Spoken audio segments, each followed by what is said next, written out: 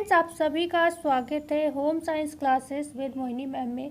आप सभी की ये डिमांड रहती है कि टॉपिक सब्जेक्ट वाइज जो है प्रैक्टिस करा दें हम आपको। तो हमने कल प्रचार शिक्षा की प्रैक्टिस की थी। आज न्यूट्रिशन साइंस के हम 50 क्वेश्चन के करीब यहाँ पर लाए हैं, जिसमें क्या है आपको जो है मतलब कॉन्सेप्ट भी मिल जाएगा और क्वेश्चन तो हम करेंगे ही करेंगे, रिवीजन हो जाएगा। कहने का तात्पर्य ये है। ओके, तो क्लास को हम स्टार्ट करते हैं और जल्द ही आपको 125 की सीरीज़ भी मिलेगी 2-3 दिनों में ही देखने को। तो स्टार्ट करते हैं क्लास। उससे पहले जो भी नए हो चैनल पर शेयर एंड सब्सक्राइब जरूर करिएगा। तो क्वेश्चन बन क्या है, जिन सूक्ष्म रासायनिक प्रक्रियाओं के द्वारा आहार के पाचन, शोषण तथा संग्रह के बाद उपयोग संग्रह के बाद उसका उपयोग शरीर के द्वारा होता है, इसे पोषण कहते हैं। यह परिभाषा किसकी है? पोषण के विषय में ये जो परिभाषा दी गई है ये बताना है आपको किसकी है। आप जानते हो जो डेफिनेशंस होती हैं आपको ये याद ही पूरी की पूरी करनी पड़ती हैं, ठीक है। तो इसको याद कर लीजिए। ये जो डेफिनेशन है किसकी है? सुधा नारायणन की है। इन्होंने क्या कहा है, जिन सूक्ष्म रासायनिक प्रक्रियाओं के द्वारा आहार का पाचन, शोषण तथा संग्रह के बाद उसका क्या हो जाता है? उपयोग होता है शरीर द्वारा, और उसी चीज़ को हम पोषण कहते हैं। जो हमारी बॉडी में जाए, हमें क्या करे, हमारे आहार का पोषण भी हो, पाचन भी हो, ठीक है ना, और हमारे शरीर के निर्माण में भी कार्य करे, उसे हम क्या कहते हैं? पोषण कहते हैं। और ये सुधा नारायणन ने कहा है। क्वेश्चन है यहाँ पर 2, आयु, लिंग, व्यवसाय, शारीरिक संरचना तथा शरीर भार, शारीरिक अवस्था के अनुरूप आहार का लेना क्या कहलाता है? आयु के हिसाब से भी ले रहे हो आप भोजन, लिंग, व्यवसाय और भोजन इसी आधार पर लिया जाता है। आरडीए भी आपका इसी आधार पर बनाया जाता है, ठीक है। तो इन सबको ध्यान में रखते ही हुए आपने क्या किया है? आहार को लिया है, ठीक है। शारीरिक अवस्था को भी देखता है कि व्यक्ति किस कंडीशन में है, किशोरावस्था में है, बाल्यावस्था में है, वृद्धावस्था में है, या फिर गर्भावस्था में, यही सब देखकर आरडीए भी आरडीए चार्ट तैयार करता है। तो ये इस चीज़ को हम क्या कहते हैं आपको ये बताना है। पोषण, सुपोषण कहते हैं, संतुलित पोषण कहते हैं, पर्याप्तम पोषण कहते हैं, या फिर हम इसको कुपोषण कहते हैं। तो हमारा यहाँ पर तो राइट आंसर हो जाएगा यहाँ पर संतुलित पोषण, ठीक है ना। संतुलित पोषण यहाँ पर राइट आंसर हो जाएगा। देखो, पोषण मुख्यतः कितने 2 प्रकार का माना जाता है, जिसमें सबसे पहले आपका आता है क्या? सुपोषण। दूसरा आता है आपका कुपोषण, ठीक है। तो सुपोषण में आप क्या होता है? सुपोषण में 2 हो जाते हैं, एक संतुलित पोषण हो जाता है, एक पर्याप्तम पोषण हो जाता है। कुपोषण आपका 3 तरीके का हो जाता है, एक अति पोषण हो जाता है, ठीक है ना। एक अति पोषण, कुपोषण में एक अति पोषण आ जाता है, और एक आपका जो होता है जिसमें प्रकार भी एक होता है विशिष्ट अभाव, जिसमें बहुत ज़्यादा डिफिशियंसी देखी जाती है ना, विशिष्ट अभाव हो जाता है। ओके, और एक हो जाता है विशिष्ट अभाव, जैसे कि विटामिन सी की कमी से स्कर्वी वगैरह हो जाता है, विटामिन ए की कमी से रतौंधी हो जाता है, तो ये विशिष्ट अभाव के अंतर्गत आएगा। एक होता है आपका कुपोषण, अति पोषण, और एक जो होता है उतार चढ़ाव वाला बोलते हैं ना, जिससे अभी नाम नहीं आ रहा है, अपर्याप्त पोषण, ठीक है। अपर्याप्त जितना चाहिए उतना भी आपको नहीं मिल पा रहा है, ठीक है ना। तो ये इस तरीके से कैटेगराइज किया गया है। अच्छा, अगर आपसे पूछा जाए कि किसी व्यक्ति की कुपोषण के कारण क्या हुआ? लंबाई नहीं बढ़ी, ठीक है, लंबाई नहीं बढ़ी, तो उसको हम क्या कहेंगे? जब लंबाई नहीं बढ़ती है तो उसको हम क्या करते हैं? जब लंबाई नहीं बढ़ी, किसके कारण? कुपोषण के कारण नहीं बढ़ी, तो हम इसको क्या कहेंगे? स्टंटिंग कहेंगे, ठीक है, स्टंटिंग कहेंगे, है ना। और अगर किसी के वजन में कमी रह गई, ओके, वजन में कमी रह गई, किसके कारण? कुपोषण के कारण वजन में कमी, तो हम उसको क्या कहेंगे? उसको हम वेस्टिंग कहेंगे, ठीक है, वेस्टिंग कहेंगे, ठीक है। क्लियर हुआ? तो ये डाउट्स भी थोड़े थोड़े क्लियर करते चलिएगा यहाँ पर। तो लंबाई जब नहीं बढ़ती है कुपोषण के कारण तो हम उसे स्टंटिंग कहते हैं, वजन में कमी हो जाती है कुपोषण के कारण तो हम उसे वेस्टिंग कहते हैं, ठीक है ना। पर्याप्तम पोषण में क्या होता है? संतुलित में तो भाई होगा आपके आयु वगैरह के हिसाब से सब चीज़ें आपको पर्याप्त मात्रा में मिल रही, जितना चाहिए उतना मिल रहा है। पर्याप्तम में क्या होता है? 50% अलग एक्स्ट्रा न्यूट्रिशन आप लेकर चलते हो, जिससे आप व्रत की कंडीशन में हो या लंबे समय तक भोजन ना मिले तो आपको कोई आवश्यकता एक्स्ट्रा आपको कोई समस्या पैदा ना हो, ठीक है। तो यहाँ पर बढ़ते हैं आगे। क्वेश्चन है, अच्छा क्वेश्चन दिया हुआ भी है, कुपोषण कितने प्रकार का होता है? 2 प्रकार का, 3 प्रकार का, 4 प्रकार का, 5 प्रकार का। तो हम सभी जानते हैं कुपोषण जो बेसिकली होता है 3 प्रकार का होता है। हमने सभी ने अभी इसकी चर्चा भी की थी, तो हम कुपोषण पर इतना ज़्यादा जिक्र भी नहीं करेंगे। आगे प्रश्न होगा तो हम कर लेंगे जिक्र। जब आहार में एक या एक से अधिक पोषक तत्वों की कमी या अधिकता रहती है तो ऐसे आहार को क्या कहा जाता है? संतुलित आहार कहा जाता है, भोजन कहा जाता है, असंतुलित आहार कहा जाता है, या फिर उपर्युक्त? यहाँ पर सभी सही होगा।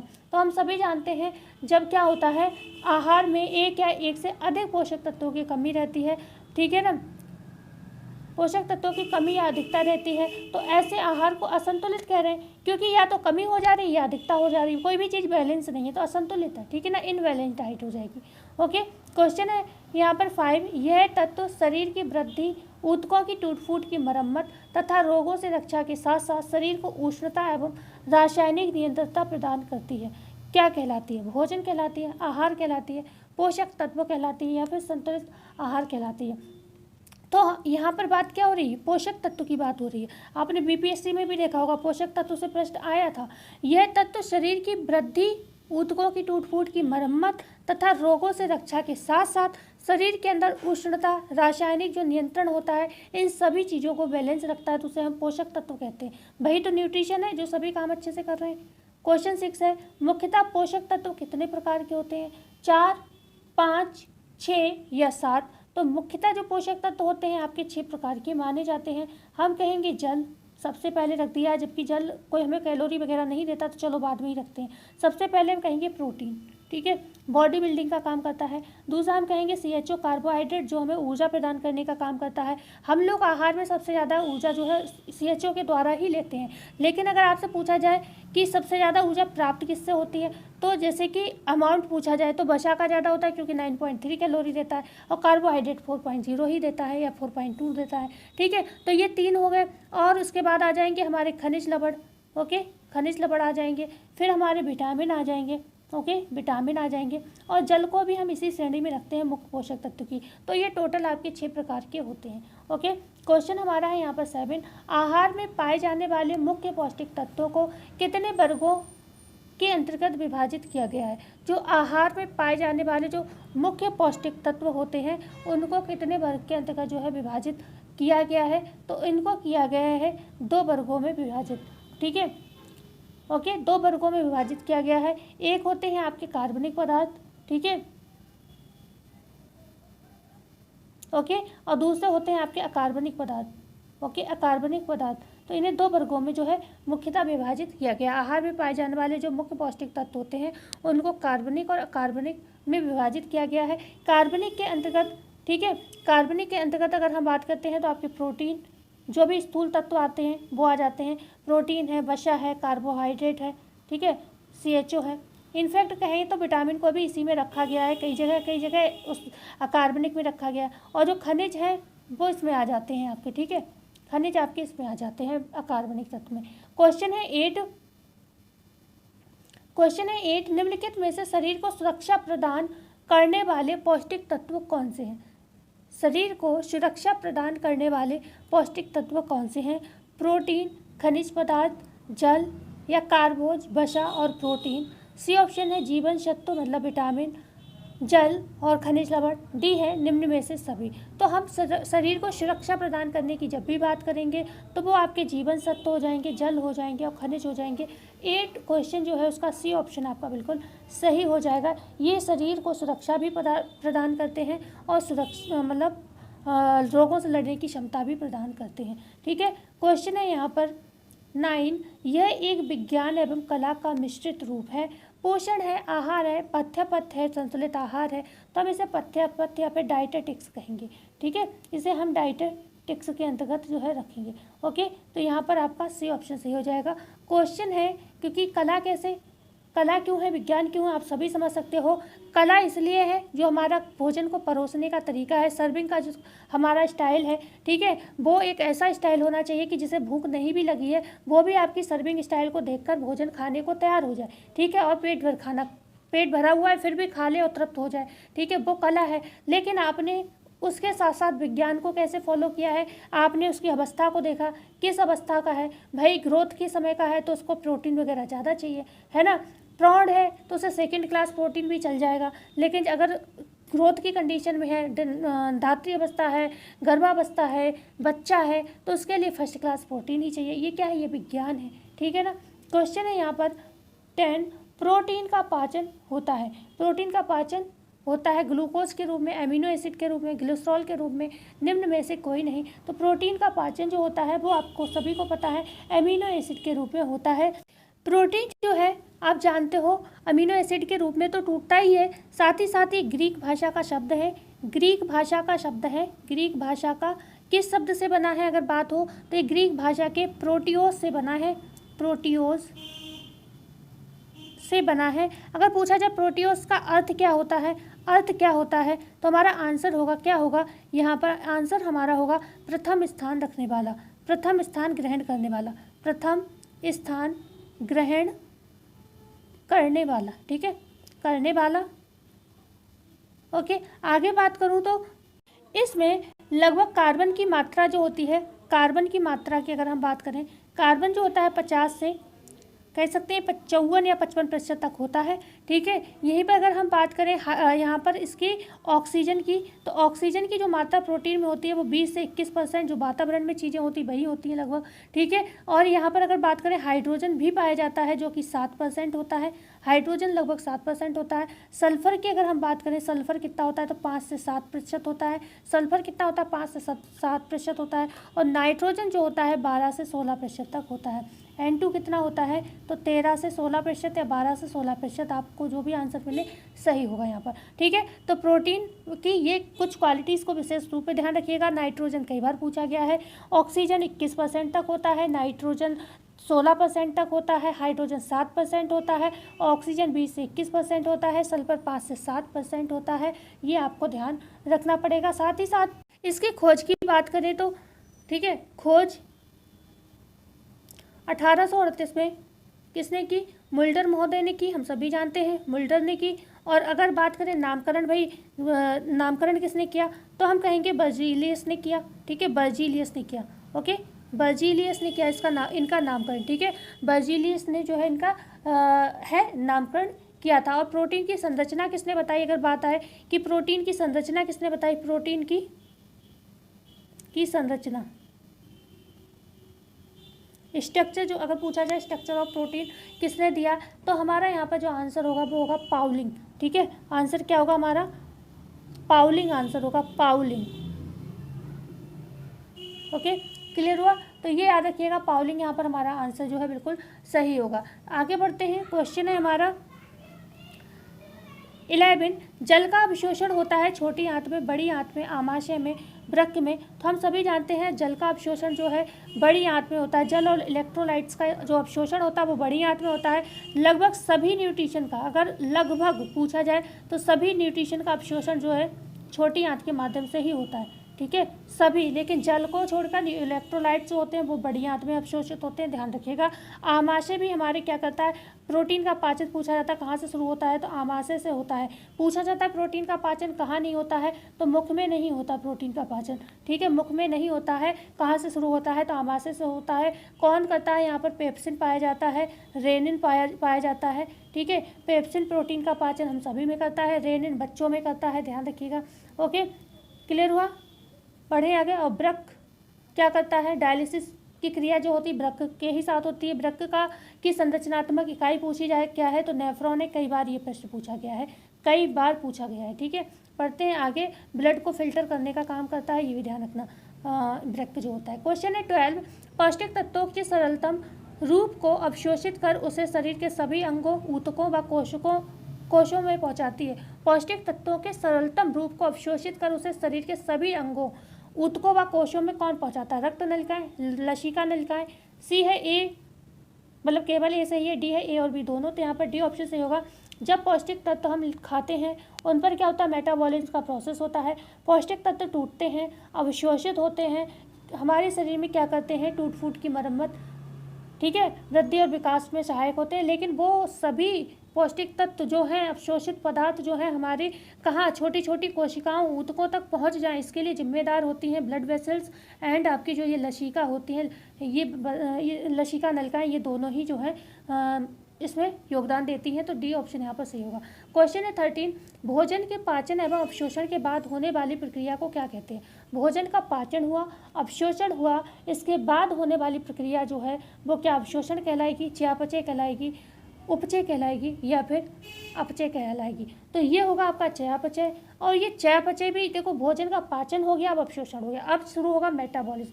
मेटाबॉलिज्म भी दो तरीके का होगा, ठीक है। एक मेटाबॉलिज्म में क्या होगा, उपचय होगा, ठीक है, और दूसरा होगा अपचय होगा।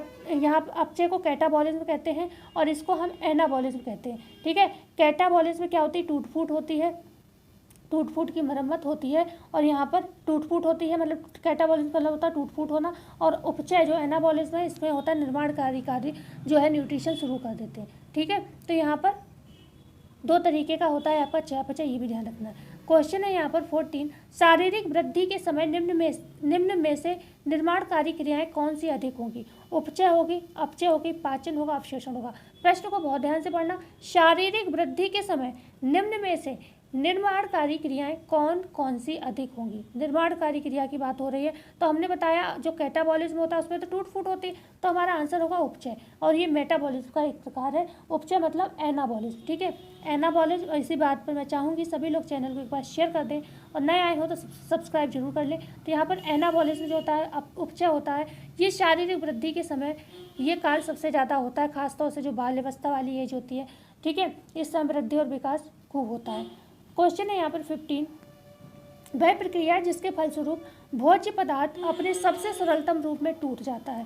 उपचय है, अपचय है, चयापचय है, या फिर निम्न में से यहाँ पर सभी सही होगा? तो ये होता है अपचय। ठीक है, बिल्कुल सरलतम रूप। बिल्कुल सरलतम रूप क्या होता है? जो प्रोटीन होता है, हमने क्या कहा, टूटेगा, टूटना, कैटाबॉलिज्म, टूटा सबसे सरलतम रूप में, मतलब प्रोटीन, अभी तो अवशोषण हुआ था, वो क्या हुआ था, प्रोटीन खाया था, उसका पाचन हुआ, उसका अवशोषण हुआ। अभी किस में बिल्कुल सरलतम रूप क्या होगा? एमिनो एसिड में चेंज हो जाना। ठीक है, बिल्कुल ही सरलतम रूप में टूट जाएगा। जो ग्लूकोज है, सॉरी कार्बोहाइड्रेट है, ग्लूकोज में टूट जाएगा। ठीक है, तो ये सबसे सरलतम रूप में टूट रहा है। ठीक है, वह प्रक्रिया जिसके फलस्वरूप भोज्य पदार्थ अपने सबसे सरलतम रूप में टूट रहा है। ओके, छोटी आंत में खूब पच गया, अवशोषित हो गया, अब ये कोशिकाओं तक पहुंच गया है, खूब सरलतम रूप में टूट गया है, तो वो कंडीशन आपकी कहलाती है कैटाबॉलिज्म की। बी ऑप्शन यहाँ पर बिल्कुल सही हो जाएगा। ठीक है, बढ़ते हैं आगे। क्वेश्चन है यहाँ पर 16, उपचारार्थ पोषण के उद्देश्य क्या है? पोषण पार्श्व का दृश्य प्रदान करना, मतलब प्राप्त करना, मतलब प्रोफाइल, जो भी मरीज है उसका प्रोफाइल प्राप्त करना कि भाई उसका क्या क्या तरीका है, रहन सहन, खाना पीना, मतलब क्या प्रोसीजर है उसका। पोषणहीनता या अधिकता को सुधारना, कोई भी न्यूट्रिशन है वो बहुत ले रहा है या कम ले रहा है उसको सुधारना, या उसके अंदर मतलब बहुत कमी है या बहुत अधिकता है उसको कंट्रोल करना। मान लो फैट ज़्यादा है तो फैट कंट्रोल करने की कोशिश करना। ठीक है भाई, थेरेप्टिक डाइट की बात हो रही है। विशिष्ट आहार के उपभोग को दूर करना, कोई विशिष्ट आहार जो वो ले रहा है, ठीक है, जो हो सकता है उसके लिए फ़ायदेमंद ज़्यादा ना हो या जो भी हो, तो उसको क्या करना, उसको दूर करना। ठीक है, तो यहाँ पर डी ऑप्शन आपका बिल्कुल सही हो जाएगा। ठीक है, ये सभी चीज़ें जो है उपचारार्थ पोषण के उद्देश्य के अंतर्गत आती है। क्वेश्चन है यहाँ पर 17, उपचारार्थ पोषण के उद्देश्य की प्राप्ति हेतु कितनी विधियों का उपयोग हमें करना आवश्यक होता है? 17 का आंसर आपको देना है। तो यहाँ पर ए ऑप्शन है 2, बी है 4, सी है 6 या डी है 8। तो उपचारार्थ पोषण का जब के उद्देश्य है तो हमें 2 विधियों का यहाँ पर प्रयोग करना पड़ता है, जिसमें एक आपकी गुणात्मक विधि होती है। ठीक है, गुणात्मक विधि होती है, और दूसरी मात्रात्मक विधि होती है। ठीक है, कि कितना फूड कितनी मात्रा में देना है, या फिर उस फूड की क्वालिटी क्या है ना। मान लो कोई जैसे प्रोटीन है, अगर हम लोग वानस्पतिक चीज़ें ही चीज़ों पर डिपेंड है, हम लोग प्राणी स्रोत से कोई भी चीज़ नहीं लेते हैं। ठीक है, तो हम जैसे पनीर में है, पनीर जो है उसकी क्वालिटी अच्छी होती है। अगर किसी को ज़्यादा प्रोटीन चाहिए तो भले ही हम लोग वेजिटेरियन है, हम लोग नहीं मांस मछली खाते, तो हम पनीर दे सकते हैं, उसकी जो क्वालिटी है ज़्यादा अच्छी है। और जो नॉर्मल आप छोटी छोटी चीज़ों से प्रोटीन दोगे उससे पनीर की मात्रा भी आपको कम देनी पड़ेगी। ठीक है, मान लो आप दाल उसे 2 कटोरी पिला रहे हो, है ना, पनीर आपका 1 कटोरी उतना काम कर जाएगा, समझने के लिए। तो यहाँ पर गुणात्मक विधि और मात्रात्मक विधि का प्रयोग हम करते हैं थेरेप्टिक डाइट में, कि कितनी, अगर किसी चीज़ में अच्छा, जैसे सोयाबीन है उसमें प्रोटीन की मात्रा अच्छी होती है, ठीक है, तो उसे 1 कटोरी सोयाबीन पर्याप्त है। लेकिन अगर नहीं, समझने के लिए, और अगर वहीं पर अगर आप उसको दाल वगैरह से दे रहे हो तो दाल में तो आप जानते हो 2nd क्लास प्रोटीन ही मिलते हैं, और वो भी बहुत ज़्यादा, 2-3 कम से कम अमीनो एसिड की कमी होती है उनमें। तो ये इस तरीके से समझ सकते हो, 2 तरीके से जो है हम थेरेप्टिक डाइट देते हैं। क्वेश्चन है 18, उत्तम स्वास्थ्य मनुष्य को किस प्रकार की सोच प्रदान करता है? उत्तम स्वास्थ्य जो है मनुष्य को किस प्रकार की सोच प्रदान करता है? नकारात्मक, स्वीकारात्मक, सकारात्मक, या फिर विश्लेषणात्मक? तो उत्तम स्वास्थ्य, अगर स्वास्थ्य किसी का बढ़िया है तो भाई सोच हमेशा सकारात्मक होगी। पॉजिटिव क्वेश्चन का आंसर पॉजिटिव ही होता है, ये ध्यान रखिएगा। ये अगर इतना भी ध्यान रखोगे तो भी कई क्वेश्चन सही हो जाते हैं। क्वेश्चन है 19, गोल्डब्रेगर ने किस विषय पर अध्ययन किया था? पैलेग्रा पर, घेंगा पर, ऊर्जा पर, या गति पर? तो यहाँ पर जो राइट आंसर होगा 19 का वो होगा आपका पैलीग्राफ है। गोल्ड ब्रेकर ने पैलीग्राफ पर खोज की थी। घेंगा की खोज मैक्सोसिन ने की थी, ठीक है, मैक्सोसिन ने की थी। ओके, बढ़े आगे। क्वेश्चन है यहाँ पर 20, प्रोटीन शरीर के प्रत्येक कोशों में किस रूप में उपस्थित रहता है? डीएनए के रूप में, आरएनए के रूप में, प्रोटोप्लाज्म के रूप में या श्वेतसार के रूप में? तो प्रोटीन जो होता है शरीर के प्रत्येक कोशों में अगर हम बात करें तो ये रहता है प्रोटोप्लाज्म के रूप में उपस्थित, ठीक है। सी ऑप्शन यहाँ पर जो है बिल्कुल सही हो जाएगा, 20 का सी ऑप्शन सही हो जाएगा। क्वेश्चन है यहाँ पर 21, शर्करा के विषय में सत्य कथन पहचाने। अब हम यहाँ पर कुछ क्वेश्चन कार्बोहाइड्रेट के सॉल्व कर लेंगे। शर्करा के विषय में सत्य कथन पहचानना है। ये स्वाद में क्या मीठी होती हैं? अनाज, दूध, फल व मेवे जो होते हैं में ये पाई जाती हैं। पेक्टिन भी एक जटिल शर्करा का रूप है। डी है निम्न में से सभी।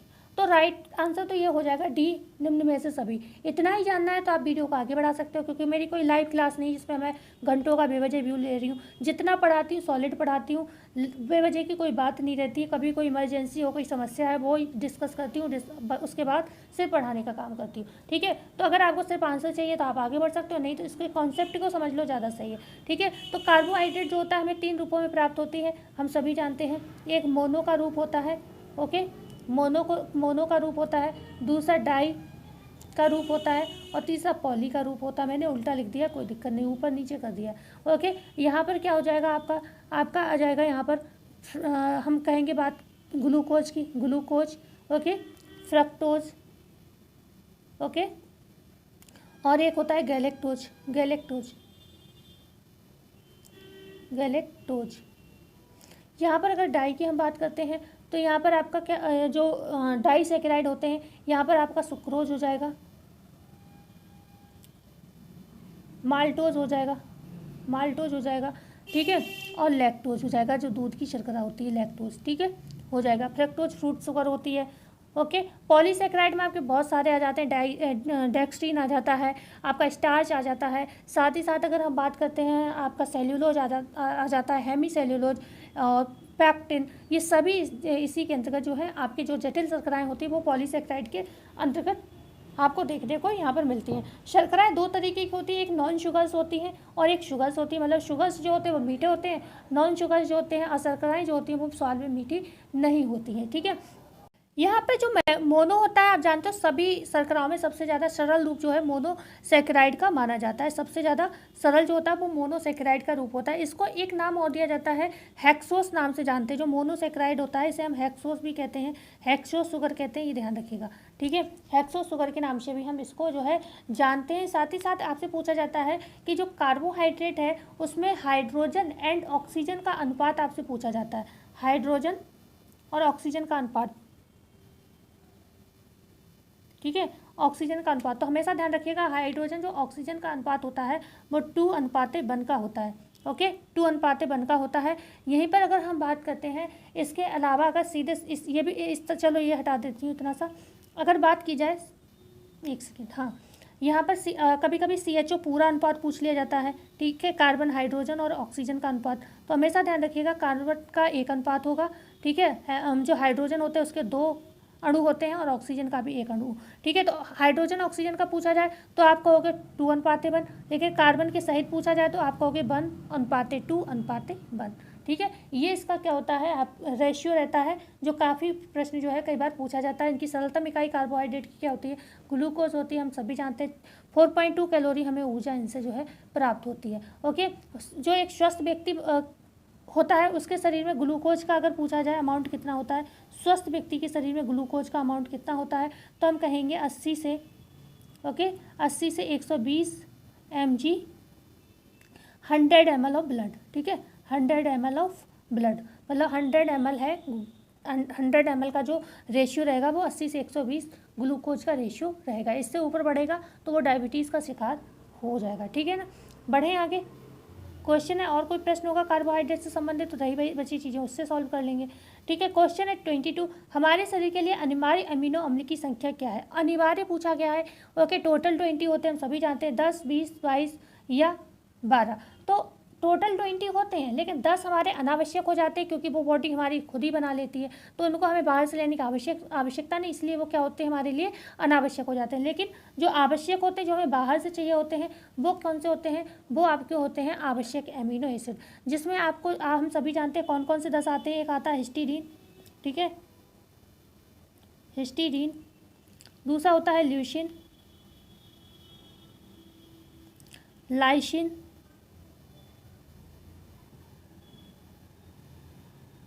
ठीक है, बेलीन,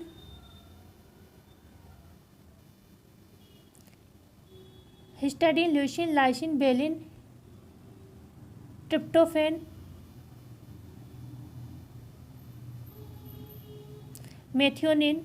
याद कर लेना इनको ऐसे ही, बकाया ट्रिक की क्लास पढ़ी होगी वो देख लीजिएगा। कितने हो गए, 1 2 3 4 5 6, ठीक है। ल्यूसीन हो गया, लाइसिन हो गया और मिथियोनिन हो गया। एक आर्जिनिन होता है, आर्जिनिन। एक होता है आइसोल्यूशिन, आइसोल्यूशिन, ठीक है। हो गए सारे, नहीं हुए, 1 2 3 4 5 6 7 8 9, एक रह गया कोई, ट्रिप्टोफैन भी हो गया, एक कोई रह गया है, थ्रियोनिन होता है एक ना, टी से एक और होता है थ्रियोनिन, ठीक है, थ्रियोनिन रह गया, ओके। तो ये हो गए आपके 10 आवश्यक एमिनो एसिड, इसको भी याद कर लीजिए। स्पीड बढ़ा लिया करिए, वीडियो का जल्दी हो जाया करा। Histidine, leucine, arginine, lysine, valine, tryptophan, isoleucine, methionine, threonine, ठीक है। ये हो गए आपके 10 आवश्यक एमिनो एसिड। अगर हम जल्दी से एक सरसरी नज़र में ही अगर हम बात कर लें जो आपके अनावश्यक होते हैं, उसमें आपका मैंने बताया भी था, गोलू ट्रिक क्या थी, गोलू 3। आप ACS ट्राई करो, आप ACS ट्राई करो, ठीक है, यही तो ट्रिक थी। तो 3 G हो गए, तो 3 G का मतलब क्या था, याद करो, मैं बोलूँगी नहीं ज़्यादा। यहाँ पर ग्लाइसिन, ग्लूटामेट, ग्लूटामाइन, ग्लूटेनिक, ठीक है, ग्लूटेनिक, ग्लूटामाइन और ग्लाइसिन, ठीक है। 3 G से ये हो गया। अगर ए से क्या होगा, ए से होगा एस्पराजीन, ठीक है, एस्पराजीन, एस्पराजीन होगा। दूसरे ए से अगर हम बात करें क्या होगा, दूसरे से होगा आपका एस्पराजीन था एक, गोलू आप ACS ट्राई करो। एस्पार्टिक, ठीक है, एस्पराजीन, एस्पार्टिक अम्ल, एस्पार्टिक, ठीक है। पी से प्रोलीन था, प्रोलीन, ओके। गोलू आप ACS ट्राई करो। एस्पराजीन था एक, ए से क्या था, कमेंट करो, मैं एलानीन, ठीक है, एलानीन, ओके, एलानीन। थोड़ा बहुत आप लोग भी कमेंट कर दिया करो, लेकिन ये लाइव नहीं इसलिए कोई फ़ायदा तो होता नहीं, ठीक है ना, क्योंकि हमें तो बाद में ही दिखेगा। सी से सिस्टीन हो जाएगा, सिस्टीन। एस से सेरीन हो जाएगा, ये तो ईजी याद रहते हैं, सिस्टीन, सेरीन। और ट्राई से होगा टायरोसिन, ठीक है, टायरोसिन। मुझे भी थोड़ा टाइम हो गया इसलिए कंफ्यूज हो रही है, टायरोसिन, ओके, टायरोसिन, ओके। तो यहाँ पर क्योंकि टी उसमें भी आते हैं ना, ट्रिप्टोफेन और थ्रियोनिन, इसलिए थोड़ा सा कंफ्यूजन हो जाता है। इसमें टायरोसिन इसलिए ट्राई दिया कि ट्राई से टायरोसिन याद रहे, लेकिन एकदम बहुत दिनों बाद पढ़ो तो हो जाता है। तो मैंने ही ट्रिक बनाई है, ये आपने आई थिंक क्या आपने नहीं देखी होगी किसी चैनल पर, क्योंकि ये मेरी खुद की ट्रिक है, ठीक है। लेकिन आप इससे आप याद कर सकते हो। देखो मुझे बहुत दिन हो गए इस ट्रिक को पढ़े हुए, लेकिन आज पढ़ाया तो याद आ गई धीरे धीरे, ठीक है। तो ऐसे ही आप भी कर सकते हो। एक बार बस गोलू 3 आप ACS ट्राई करो, करके देखना, 2 बार पढ़ोगे याद हो जाएगा। क्वेश्चन है 23, प्रोटीन को पोषक गुणों के आधार पर निम्न भागों में बांटा गया। उत्तम प्रोटीन या पूर्ण प्रोटीन, आंशिक रूप से पूर्ण प्रोटीन, अपूर्ण प्रोटीन या निम्न में से सभी। तो ये प्रोटीन को पोषक गुणों के आधार पर इन सभी वर्गों में बांटा गया है। उत्तम प्रोटीन या पूर्ण प्रोटीन जिसमें सभी अमीनो एसिड पाए जाते हैं। आंशिक पूर्ण प्रोटीन जो प्रौढ़ों के लिए तो लाभदायक होते हैं पर बच्चों के लिए बिल्कुल ही खतरनाक होते हैं, ठीक है। बच्चों को अगर यही वाले प्रोटीन खिलाओगे तो इनसे कोई फ़ायदा नहीं होगा, बल्कि उनकी मृत्यु तक हो सकती है। और अपूर्ण प्रोटीन तो बिल्कुल ही ख़राब होते हैं, जैसे जिलेटिन और माना जाता है, ओके। तो यहाँ पर डी ऑप्शन सही हो जाएगा। क्वेश्चन है यहाँ पर 24, भोजन के कार्य नहीं है, शारीरिक, सामाजिक, मनोवैज्ञानिक, सांस्कृतिक। तो शारीरिक कार्य भी होता है, सामाजिक भी होता है, मनोवैज्ञानिक भी होता है। भाई तृप्ति देता है, मनोवैज्ञानिक कार्य है। तीज त्यौहार हम लोग एक दूसरे से मिलते हैं, मिलके खाते पीते हैं, मेंटल संतुष्टि मिलती है, ठीक है। शारीरिक वृद्धि और विकास होता है, मतलब सामाजिक में मिलते जुलते हैं, लोगों की आवभगत करते हैं, मनोवैज्ञानिक में मन की संतुष्टि होती है। तो यहाँ पर डी ऑप्शन जो है सही नहीं है, ये भोजन का कार्य नहीं, बकाया ए और बी सी तीनों ही सही थे। क्वेश्चन है 25, शरीर द्वारा जल निष्कासन के मार्ग हैं, मूत्र के द्वारा वृक्क से, त्वचा के द्वारा पसीने के रूप में, फेफड़ों से जल वाष्प के रूप में, डी है निम्न में से सभी। तो ये सभी हैं, ठीक है। शरीर के द्वारा जल निष्कासन के सारे मार्ग हैं, मूत्र के द्वारा, वृक्क के द्वारा, ठीक है, जो उत्सर्जन तंत्र है वो निष्कासन करता है जल का मूत्र वगैरह के माध्यम से, किडनी के माध्यम से, त्वचा के द्वारा पसीना निकलता है, फेफड़ों से जल वाष्प के रूप में। इनफैक्ट माता जो फीडिंग कराती है, ब्रेस्ट फीडिंग, उसमें भी दूध में भी पानी होता है, ठीक है। क्वेश्चन है यहाँ पर 26, वो भी एक माध्यम है। 26 से भारत में कुपोषण के कारण क्या है? गरीबी और अशिक्षा है, अज्ञानता व जनसंख्या की वृद्धि है, भोजन की अपर्याप्त पूर्ति व मिलावट है, डी है सभी सही है। तो यहाँ पे बिल्कुल सभी सही है, ठीक है। भारत में कुपोषण के कारण ये सभी होंगे। ओके, किस किस ने वीडियो को लाइक किया? भाई आजकल तो वीडियो भी लोग लाइक नहीं कर रहे हैं, पता नहीं किस बात से नाराज चल रहे हैं। क्वेश्चन है 27, निम्न में से किस स्थिति में कुपोषण नहीं होता? मधुमेह व हृदय रोग की स्थिति में, यकृत व गुर्दे रोग की स्थिति में, सल्फर युक्त दवाई व बार बार मूत्र त्याग से, सर्दी जुकाम व वातावरण से। तो निम्न में से किस स्थिति में जो है कुपोषण नहीं होगा? भाई मधुमेह और हृदय में भी हो जाएगा, यकृत और गुर्दे के रूप में भी हो जाएगा, लेकिन क्या सर्दी जुकाम होने से किसी को एकदम से कुपोषण हो जाता है? तो यहाँ पर डी ऑप्शन जो है सही हो जाएगा। एकदम सर्दी जुकाम तो नॉर्मल कभी भी किसी को हो जाता है, ठीक है, तो इससे नहीं होता कुपोषण, और सभी से होता है। क्वेश्चन है 28, मून फेस की समस्या होती है क्वाशियोरकर में, ऑस्टियोमलेशिया में, जीरोप्थेल्मिया में, या वसा की कमी में, ठीक है। तो 28 का आपको आंसर देना है, जो कि होगा ए ऑप्शन। जो मून फेस की समस्या होती है यहाँ पर क्वाशियोरकर में होती है। ऑस्टियोमलेशिया जो है वयस्कों में होने वाली एक समस्या है, ऑस्टियोपोरोसिस वृद्धों में होता है, ऑस्टियोमलेशिया वयस्कों में होता है। जीरोप्थेल्मिया विटामिन ए की कमी है, ठीक है, विटामिन ए की कमी होती है।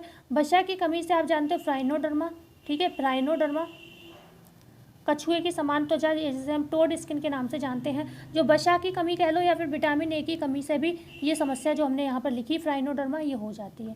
ओके, क्वेश्चन था यहाँ पर 30, विटामिन सी की कमी से डैश स्कर्वी व हड्डी में दर्द होता है, शरीर में सूजन व पायरिया होता है, वसूड़े कमजोर व नर्म हो जाते हैं, डी है उपर्युक्त, सभी सही होगा।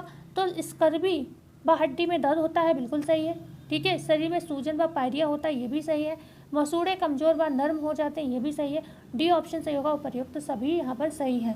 स्कर्वी रोग को नाभिक रोग के नाम से भी जाना जाता है, ये ध्यान रखिएगा। नाभिक का रोग, नाभिक लोगों में ये रोग देखा गया था, ठीक है। तो ये आपको ध्यान रखना पड़ेगा।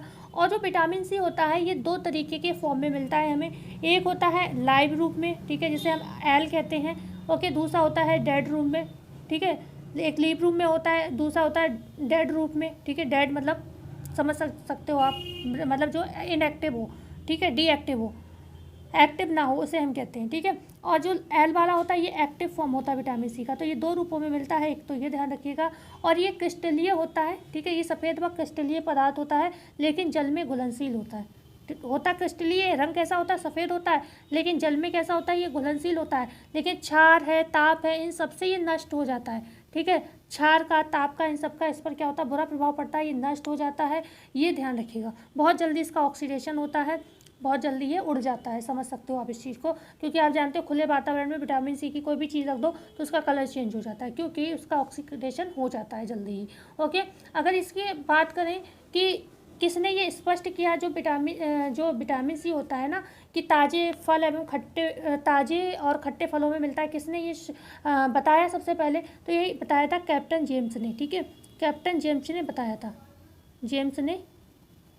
था, कि जो विटामिन सी होता है ये ताज़े फल, खट्टे फल, इनमें अच्छे तरीके से प्राप्त हो जाता है। ओके, दांत के लिए, अस्थियों के लिए, रक्तवाहिनी के लिए, इन सभी चीज़ों के लिए विटामिन सी जो है बहुत ही आवश्यक होता है।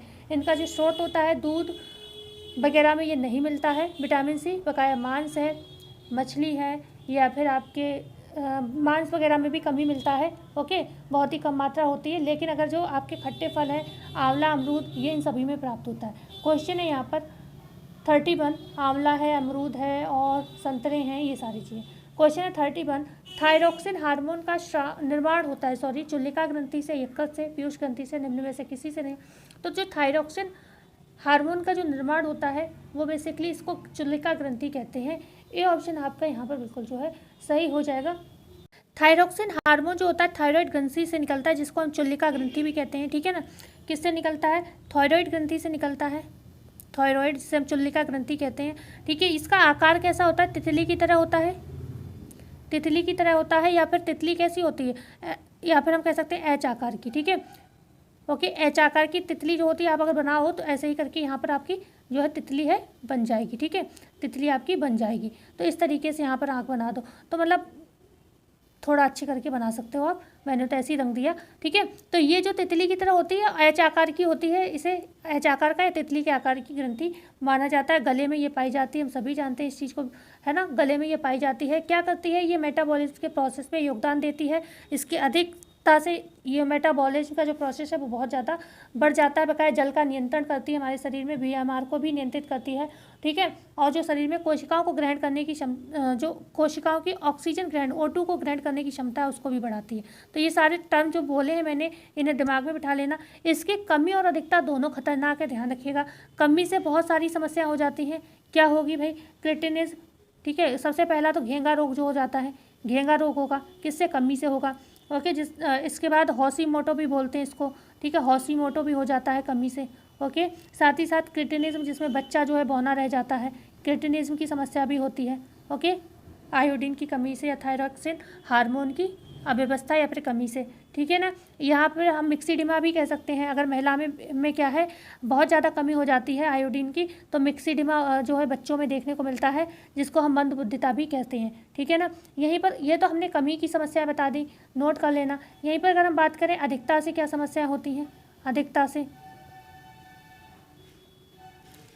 से भी होती हैं समस्याएं। तो अधिकता से क्या होगा? वजन बढ़ना, जिसे हम ग्रेव्स रोग कहते हैं, वजन बढ़ जाता है, तो जिसे हम ग्रेव्स रोग कहते हैं, ठीक है। उच्च रक्तचाप मतलब BP हाई हो जाता है, BP कैसा हो जाएगा? हाई हो जाएगा।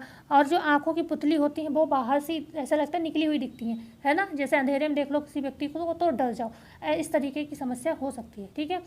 ओके, बढ़े आगे। तो यहाँ पर आई होप आपको ये प्रश्न समझ आ गया होगा। क्वेश्चन है यहाँ पर 32, आयोडीन की कमी से समस्या नहीं होती, थायराइड ग्रंथि फूल जाती है, व भूख कम लगती है, शारीरिक थकावट महसूस होती है, व चयापचय ठीक से नहीं हो पाता है, BP नियंत्रित रहता है, व सांस नहीं फूलती, निम्न में से सभी।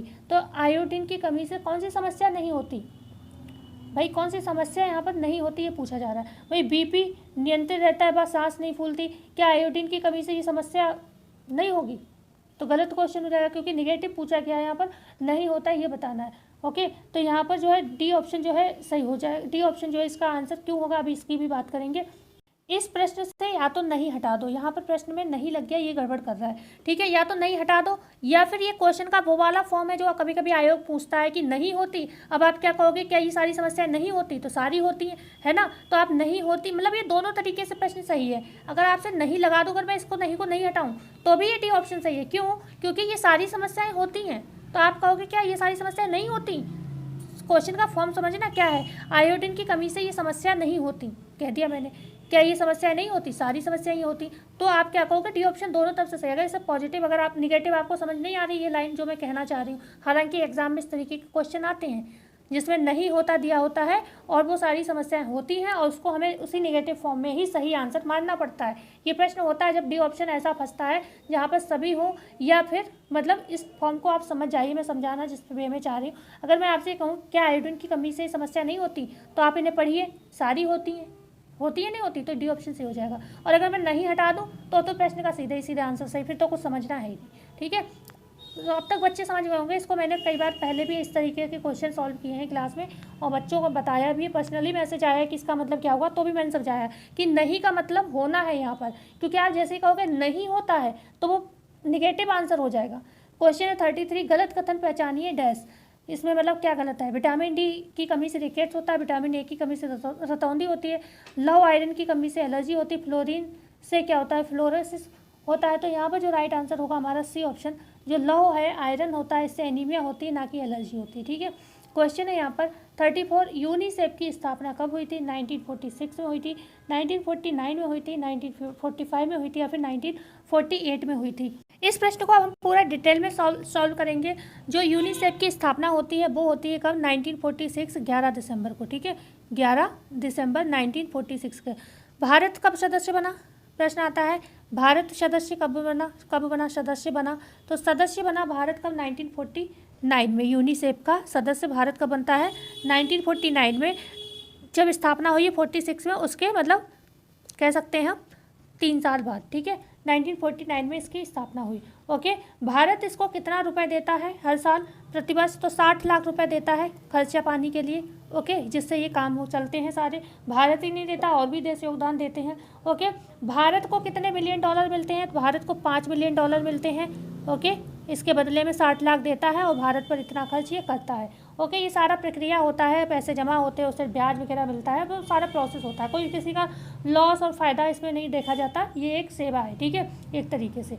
ओके, इसको हम पहले क्या कहते थे? United nation international children emergency fund बोलते थे, ठीक है ना। संयुक्त राष्ट्र अंतर्राष्ट्रीय बाल आपात कोष हम इसको बोलते थे पहले, लेकिन अब इसमें से 2 शब्द हटा दिए गए हैं। कब? 1953 में। पूछा जाए मतलब प्रश्न पूछा जाए कि यूनिसेफ से जो 2 शब्द हटाए गए, आपातकालीन और इंटरनेशनल, ठीक है ना, मतलब इमरजेंसी और जो इंटरनेशनल 2 शब्द हटाए गए, वो कब हटाए गए? तो वो 1953 में हटाए गए, ठीक है। ये 2 शब्द हटाए गए, ध्यान रखिएगा, आपातकालीन और अंतर्राष्ट्रीय, ठीक है, इमरजेंसी एंड आपका इंटरनेशनल 2 शब्द जो है यहाँ से हटाए गए, ठीक है।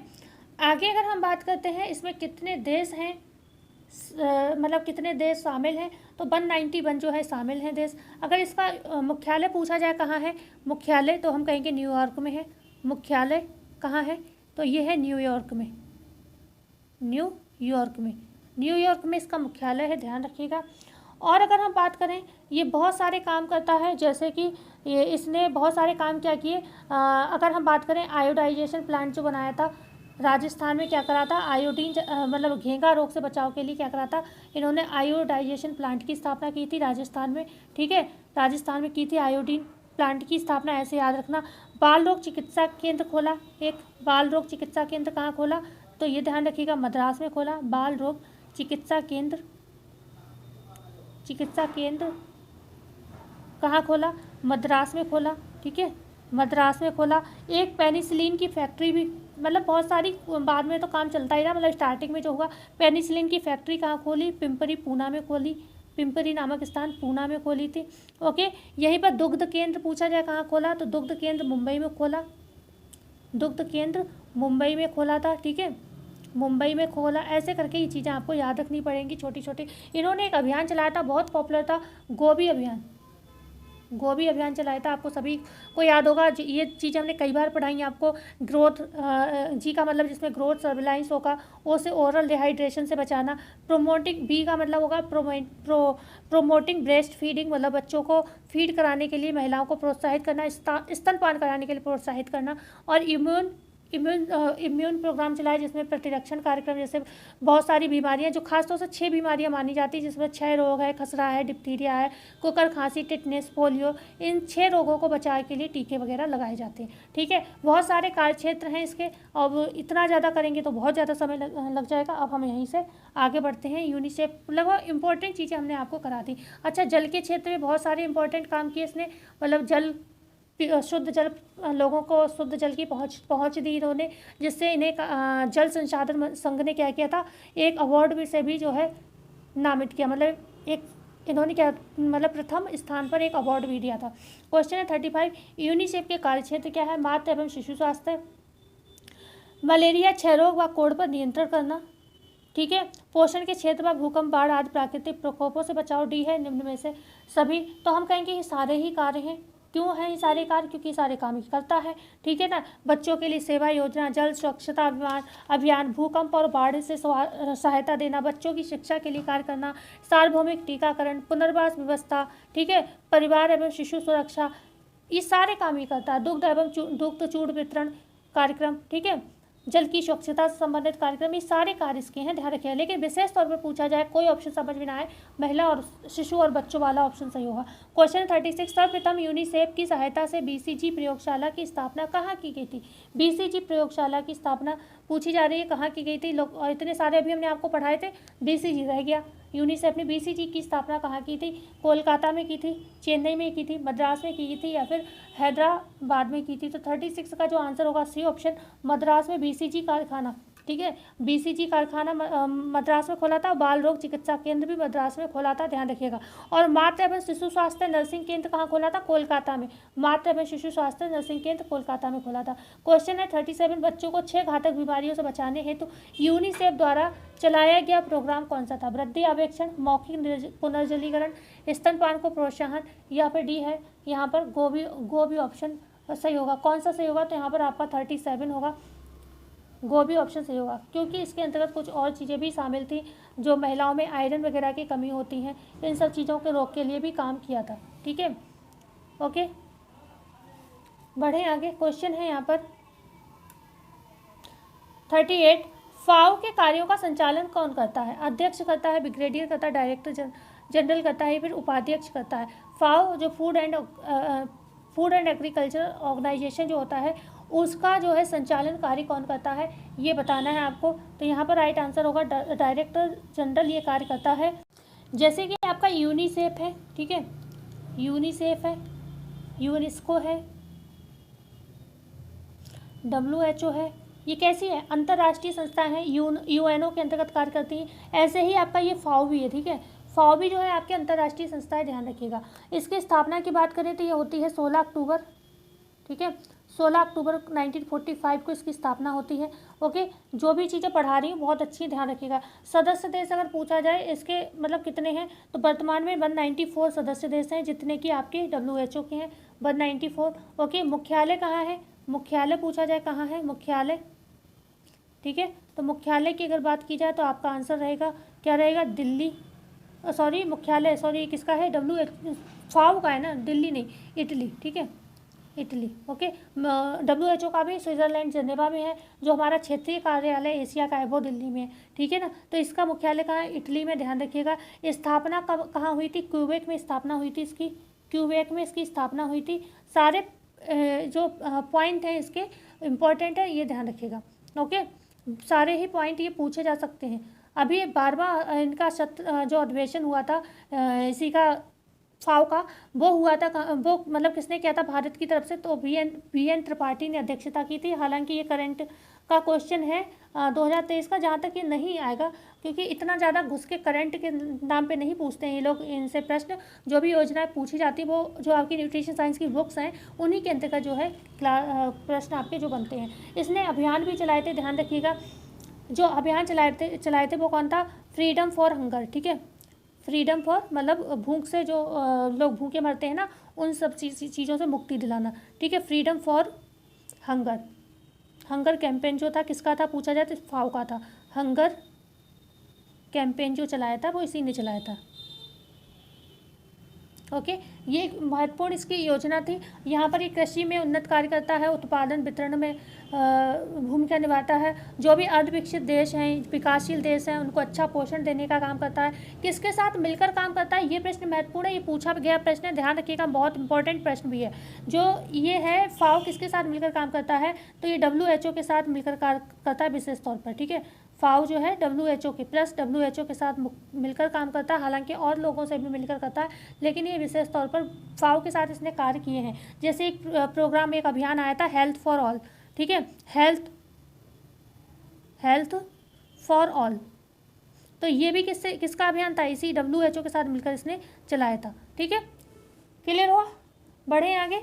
मतलब जो मुझे इम्पोर्टेंट लग रहा है वो मैंने करा दिया है, बकाया तो पढ़ने के लिए बहुत कुछ होता है, पढ़ते रहो।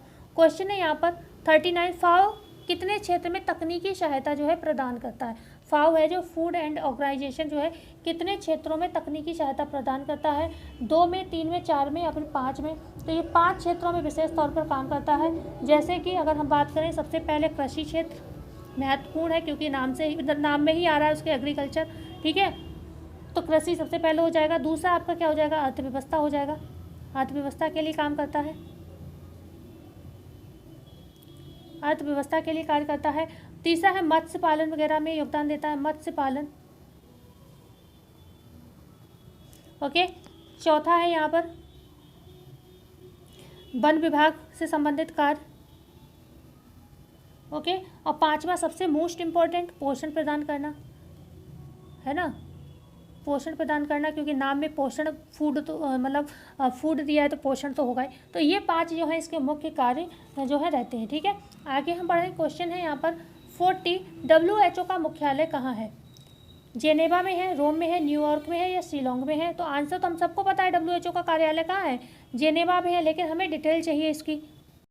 हम सभी जानते हैं WHO की जो स्थापना होती है वो सीधे अगर बात करें तो 7 अप्रैल 1948 में हुई। ठीक है, इतना हमने सबने रट रखा है। ओके, अगर बात करें इसका संविधान कब लिखा गया, संविधान कब लिखा गया WHO का संविधान? तो संविधान की अगर हम बात करते हैं तो ये 1946 में ही इसका लिख गया था। तभी कभी कभी आंसर 1946 या 1945 भी मान लिया था। अब 1945 क्यों माना जाता है, इसकी भी बात कर लेते हैं। 1945 इसलिए माना जाता है क्योंकि 1945 में क्या हुआ था, ब्राज़ील प्लस चीन ने क्या करा था, ब्राज़ील प्लस चीन ने क्या किया था, इसका प्रस्ताव रखा था कि मतलब इस तरीके की कोई संस्था होनी चाहिए। ठीक है, तो UNO के अंतर्गत आती है, हम सभी जानते हैं यूनाइटेड जो UNO है ना, इंटरनेशनल एक संस्था है। ठीक है, तो उसके अंतर्गत ये काम करती है। ठीक है, ओके, तो यहाँ पर अगर हम बात करें जो इसकी स्थापना होती है 1948 में। भारत कब इसका जो भारत जो था कब इससे जुड़ा, तो वो 1948 में ही जुड़ गया था। ठीक है, 1948 में ही जुड़ गया था। कितने क्षेत्रीय कार्यालय हैं? 6 क्षेत्रीय कार्यालय हैं। एशिया का पूछा जाए तो दिल्ली में है। ओके, बकाया तो 6 हैं, सारे इतना याद इंपॉर्टेंट नहीं लग रहा मुझे, लेकिन ये इंपॉर्टेंट है, अपना एशिया वाला याद रखिएगा। ओके, बकाया जेनेवा आपको पता ही चल गया, और स्विट्ज़रलैंड, मेन जगह स्विट्ज़रलैंड के जेनेवा में, ये ध्यान रखिएगा, स्विट्ज़रलैंड के जेनेवा में इसका मुख्यालय है। ओके, भारत देश से चेचक बिल्कुल गायब हो चुका है, कई साल पहले ऐसा हो गया। तो हम जानते हैं इसमें भी सहायता दी थी WHO ने। टेलेक्स सेवा किसने चलाई थी? तो WHO ने चलाई थी। टेलेक्स सेवा कब चलाई थी? तो 1972 में चलाई थी। क्यों चलाई थी? कोई भी देश इनसे क्या करता था, कॉल पर मदद ले सकता था WHO से। WHO जो था वर्ल्ड हेल्थ ऑर्गेनाइजेशन, इससे अगर कोई मदद आपको चाहिए थी तो आप इस पर फ़ोन करके क्या कर सकते थे, सुविधा मतलब फ़ायदा ले सकते थे। तो ये 1972 में टेलेक्स सेवा जो थी चलाई थी किसने? WHO ने चलाई थी। ओके, आपको पता होगा, आपने पढ़ा होगा इनकैप्रिन जो प्रोटीन बनाया था वो किसने बनाया था? वो भी WHO ने बनाया था। किसके साथ मिलकर बनाया था? जो अमेरिका था उसके साथ मिलकर बनाया था। ठीक है ना,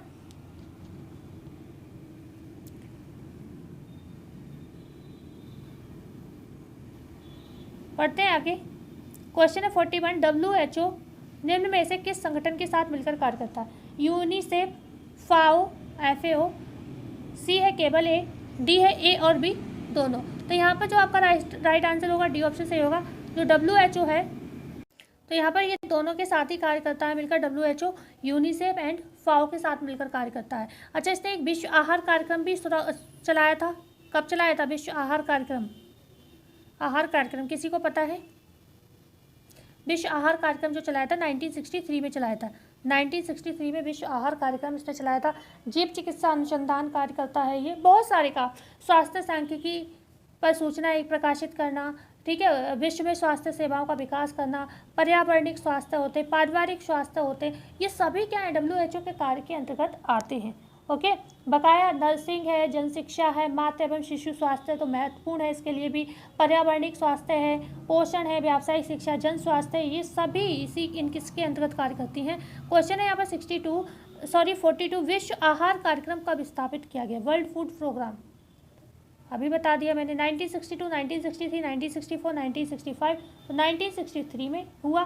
किसने किया था? WHO के माध्यम से ही ये कार्य हुआ था। ओके, तो ये इतना याद ही रहेगा आपको। क्वेश्चन है यहाँ पर 43, WHO ने इनकैप की सहायता से प्रोटीन न्यूनता पीड़ित बच्चों के लिए एक वनस्पति प्रोटीन का मिश्रण बनाया था। अभी हमने चर्चा की थी इनकैप्रिन,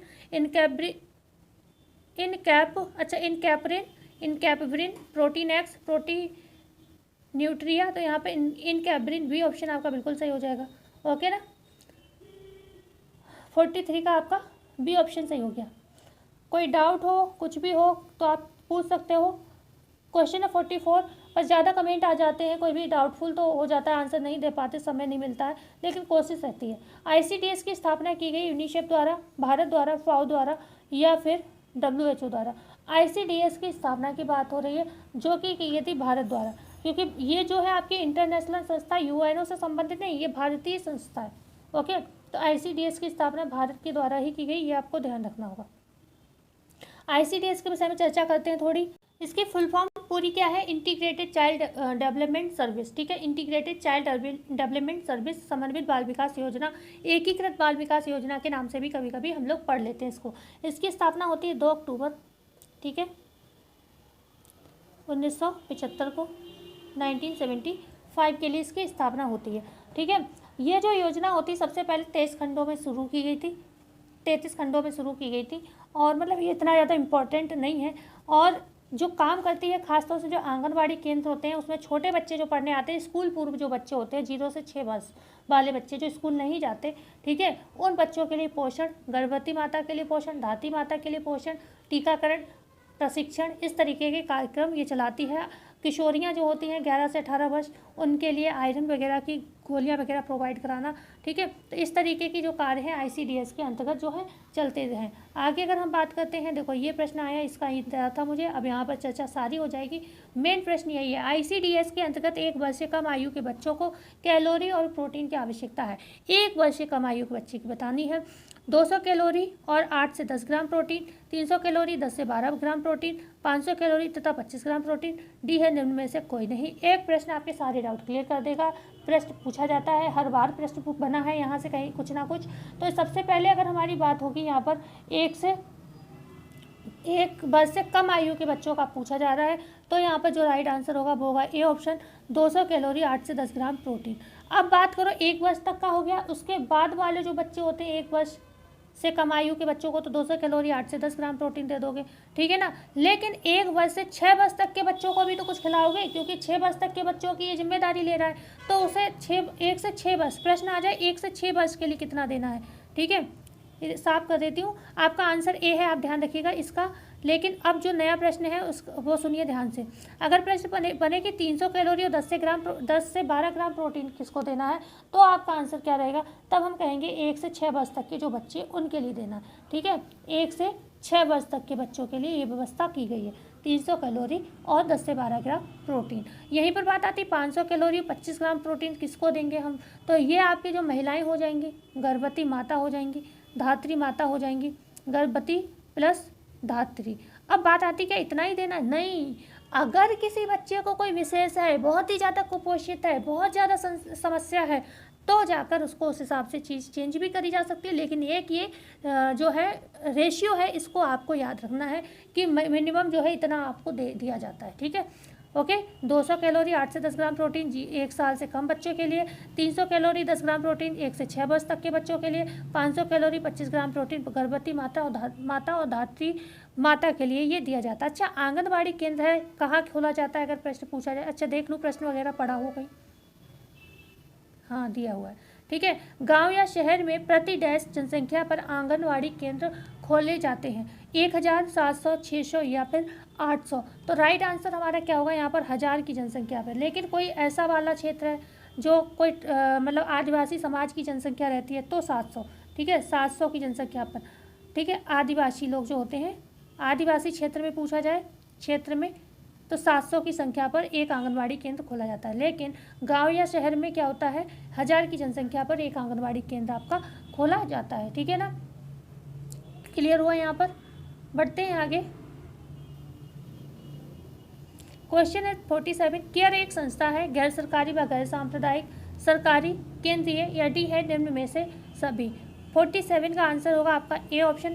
केयर जो है गैर सरकारी व गैर सांप्रदायिक संस्था के अंतर्गत आती है, ए ऑप्शन सही होगा। केयर की फुल फॉर्म जो होगी क्या होगी अगर बात की जाए तो फुल फॉर्म होगी कोऑपरेटिव।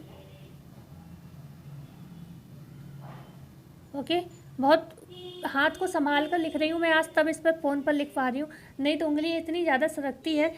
कभी पढ़ा कर देखना अमेरिका फ़ोन की स्क्रीन पर, वो भी उंगली से लिखना कभी भी, ठीक है। तो यहाँ पर कोऑपरेटिव अमेरिका रिलीफ एवरीवेयर, ठीक है ना, ठीक है। तो ये इसका पूरा नाम है और ये एक अंतर्राष्ट्रीय गैर सरकारी संस्था है, ठीक है, गैर सरकारी या गैर सांप्रदायिक संस्था है। ओके, अगर हम बात करते हैं इसकी शुरुआत कब हुई है, तो शुरुआत इसकी लगभग योजनाएं जो है आपकी सेकेंड विश्व युद्ध के बाद ही आई हैं। तो यहाँ पर आंसर होगा 27